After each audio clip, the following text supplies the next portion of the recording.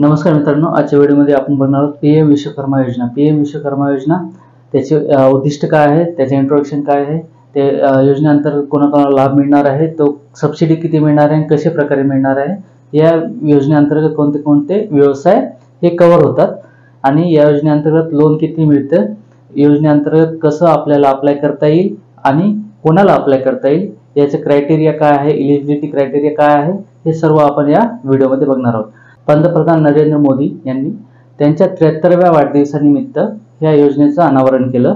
या योजनेअंतर्गत जे पण आपले पारंपरिक कौशल्य दाखवणारे कलाकार आहेत ते त्यांचा उदरनिर्वाह त्याच्यावर डिपेंड आहे, जसं लोहार, सुतार, चांभार, कुंभार इत्यादी, त्यांना या योजनेअंतर्गत कव्हर करण्यात आलेले त्या कलाकारांना या योजनेअंतर्गत बेनिफिट्स मिळणार आहेत। या योजनेअंतर्गत 18 कलाकुसर 18 पारंपरिक व्यवसाय हे कव्हर होतात। त्या 18 पारंपरिक व्यवसायाच्या साठी ही योजना लॉन्च करण्यात आलेली आहे। ठीक आहे ना। या योजनेअंतर्गत काय काय बेनिफिट्स मिळतात आणि कशा प्रकारे बेनिफिट्स मिळतात ते आपण बघणार आहोत। या योजनेचे उद्दिष्ट काय आहेत, जे 18 व्यवसाय या योजनेअंतर्गत कव्हर करण्यात आलेले आहेत, त्या 18 व्यवसाय करता जे रजिस्ट्रेशन करतील त्यांना विश्वकर्मा म्हणून ओळख प्रदान करण्यात येईल, ओळखपत्र मिळेल त्यांना। या योजनेअंतर्गत ज्यांनी रजिस्ट्रेशन केलं त्यांना प्रशिक्षण पण देण्यात येईल। त्यांची प्रोडक्टिव्हिटी वाढवण्याकरता विविध साधने त्यांना प्रोव्हाइड करण्यात येतील। 15,000 रुपयाची किट देण्यात येते। या योजनेअंतर्गत त्यांना डिजिटल ट्रान्झॅक्शनसाठी इन्सेंटिव्ह मिळणार आहे। पर ट्रान्झॅक्शन 1 रुपये असे 100 ट्रान्झॅक्शन पर्यंत त्यांना इन्सेंटिव्ह पण मिळेल। या योजनेअंतर्गत त्यांना ब्रँड प्रमोशन करण्याची संधी पण प्राप्त होईल आणि डिजिटली कसं रजिस्टर करायचं आणि ऑनलाईन साइटवर कसं विक्री करायची आपल्या सामानाची ते पण प्रशिक्षण त्यांना साक्षर करण्यात येईल। ठीक आहे ना। पात्रता काय, या योजनेकरता रजिस्ट्रेशन करण्यासाठी त्या इंडिव्हिज्युअलची ॲप्लिकंटची पात्रता काय असावी, हे तो पहिले तर प्रथमतः भारतीय नागरिक असावा। त्याच्यानंतर या योजनेमध्ये जे पण 18 व्यवसाय इन्क्लूड करण्यात आले, 18 व्यवसाय करता ही योजना लॉन्च करण्यात आली, त्या 18 पैकी एक व्यवसाय असला पाहिजे।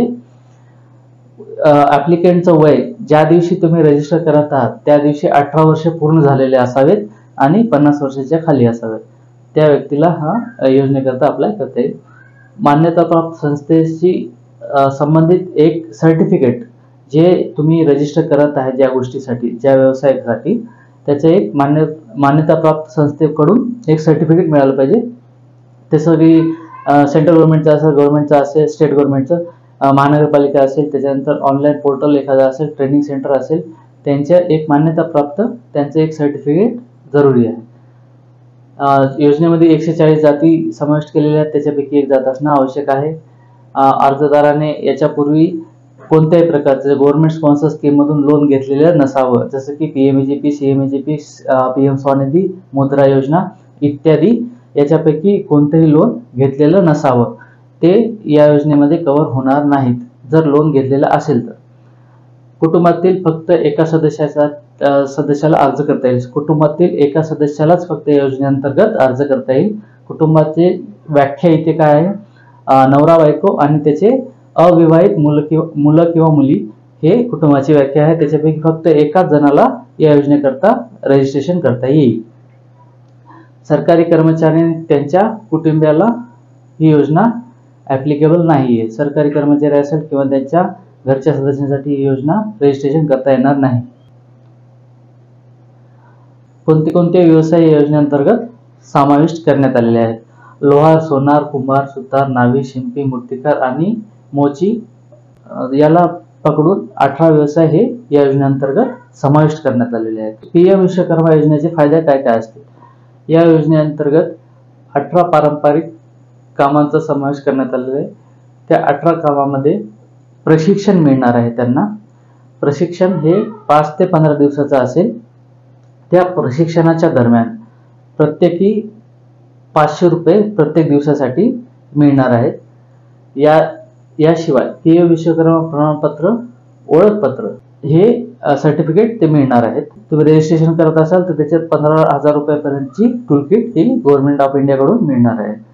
डिजिटल व्यवहार केलं तर ते प्रत्येकी 1 रुपया प्रत्येक डिजिटल व्यवहारासाठी इन्सेंटिव्ह म्हणून हे देण्यात येईल। त्याच्यानंतर तुम्ही या योजनेअंतर्गत लोन पण घेऊ शकता। लोन घेण्यासाठी तुम्हाला योजनेअंतर्गत तिथं पोर्टलला तुमचे बँक डिटेल टाकावं लागतील। त्या बँकेत जिथं खातं असेल तुम्हाला तिथे नॅशनलाइज बँकेमध्ये जाऊन या योजनेअंतर्गत लोनसाठी अर्ज करता येईल। तर लोनसाठी पहिल्या टप्प्यात 1 लाखापर्यंत लोन मिळेल, हे 5% व्याजदरावर। त्याच्यावरचं जे व्याज असेल ते गव्हर्नमेंट ऑफ इंडिया बेअर करेल, गव्हर्नमेंट ऑफ इंडिया भरेल। 5% फक्त तुम्हाला 5% व्याजदरावर हे 1 लाखापर्यंत पहिल्या टप्प्यामध्ये लोन मिळेल 18 महिन्याकरता। 18 महिन्याकरता 1 लाख रुपये। हे 1 लाख रुपये फेडले तर पुढचं 2 लाखाचं लोन 30 महिन्याकरता मिळेल, ते पण 5% व्याजदरावर। व्याजदर त्याच्यापेक्षा जास्त असेल तर ते बाकीचं गव्हर्नमेंट ऑफ इंडिया बेअर करतं। या योजनेअंतर्गत जे पण क्रेडिट गॅरंटी आहे, CGFMU CGTMSE जे सेंट्रल गव्हर्नमेंटला फीस पे करावं लागते क्रेडिट गॅरंटीसाठी, हे गव्हर्नमेंट ऑफ इंडिया व्याज प्रीमियम भरणार आहे। कारण हे जे पण लोन मिळेल ते कोलॅटरल फ्री असेल। याच्या अंतर्गत तुम्हाला गॅरंटी किंवा तुम्हाला काही गहाण ठेवण्याची गरज नाहीये। कोलॅटरल फ्री लोन हे तुम्हाला उपलब्ध होईल 1 लाखापर्यंत पहिल्या टप्प्यामध्ये। तर या योजनेअंतर्गत तुम्हाला कोणकोणते कागदपत्र लागणार आहेत ते आपण बघू।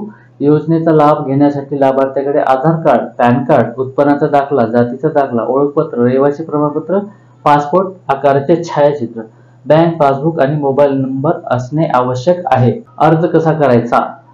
सर्वप्रथम ही गव्हर्नमेंट ऑफ इंडियाची वेबसाईट आहे pmvishwakarma.gov.in वर जायचं। त्याच्यानंतर ऑनलाईन अप्लाय करायचं, लिंकवर जाऊन योजनेसाठी नोंदणी करायची। नोंदणी क्रमांक आणि पासवर्ड तुमच्या मोबाईलवर येईल।